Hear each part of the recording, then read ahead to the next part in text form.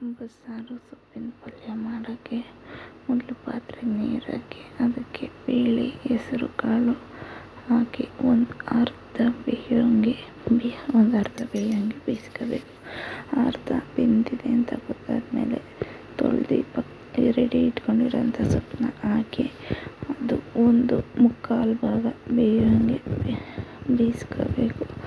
ಆ ಸೊಪ್ಪು ಬೇಯುವಷ್ಟರಲ್ಲಿ ಈ ಕಡೆ ಬಸ್ಸಾರಿಗೆ ಮಸಾಲೆ ರೆಡಿ ಮಾಡ್ಕೊಳ್ಳಮ್ಮ. ಮಸಾಲೆಗೆ ಒಂದು ಚೂರು ಕಾಯಿ, ಸ್ವಲ್ಪ ಹುಣಸೆಹಣ್ಣು, ಒಂದು ಅರ್ಧ ಈರುಳ್ಳಿ, 1 ಟೀ ಸ್ಪೂನ್ ಜೀರಿಗೆ, 1 ಗೆಡ್ಡೆ ಬೆಳ್ಳುಳ್ಳಿ ಇಷ್ಟು ಜಾರ್ಗೆ ಒಂದು 2 ಸ್ಪೂನು ಸಾಂಬಾರು ಪುಡಿ, ಸ್ವಲ್ಪ ನೀರು ಹಾಕಿ ತರಿಯಾಗಿ ರುಬ್ಕೋಬೇಕು. ಅದು ರುಬ್ಕೊಳ್ಳೋದಕ್ಕೆ ಈ ಕಡೆ ಸೊಪ್ಪು ಮುಕ್ಕಾಲು ಭಾಗ ಬೆಂದಿರೋ ಸೊಪ್ಪಿಗೆ ರುಚಿಗೆ ತಕ್ಕಷ್ಟು ಉಪ್ಪು ಹಾಕಿ ಒಂದು 10 ನಿಮಿಷ ಬೇಯಿಸ್ಕೊಂಡ್ರೆ ಆ ಸೊಪ್ಪು ಕಾಳು ಎಲ್ಲ ಉಪ್ಪು ಹಿಡಿಯುತ್ತೆ.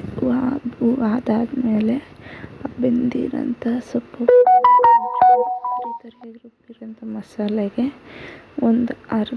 ಒಂದು ಸ್ಪೂನಷ್ಟು ಹಾಕಿ ಚೆನ್ನಾಗಿ ರುಬ್ಕೋಬೇಕು. ರುಬ್ಕೊಂಡಾದ್ಮೇಲೆ ಈ ಬೇಯಿಸಿರೋಂಥ ಸೊಪ್ಪನ್ನ ಬಸ್ಕೋಬೇಕು.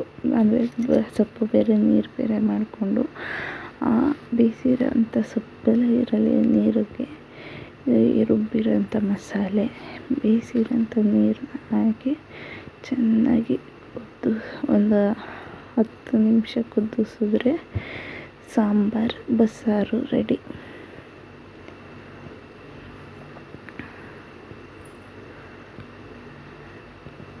ರುಚಿಗೆ ತಕ್ಕಷ್ಟು ಉಪ್ಪು ಹಾಕಿ ಕುದಿಸ್ಬೇಕು.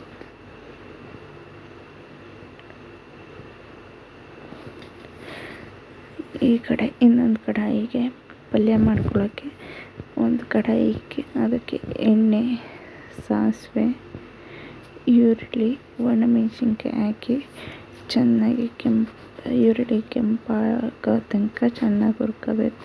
ಆ ಈರುಳ್ಳಿಗೆ ರುಚಿಗೆ ತಕ್ಕಷ್ಟು ಉಪ್ಪು ಹಾಕಿ ಬೇಯಿಸ್ಕೋಬೇಕು.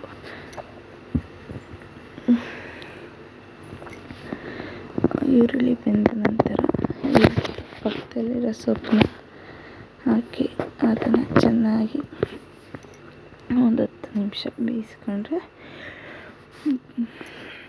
ಸೊಪ್ಪಿನ ಪಲ್ಯ ರೆಡಿ.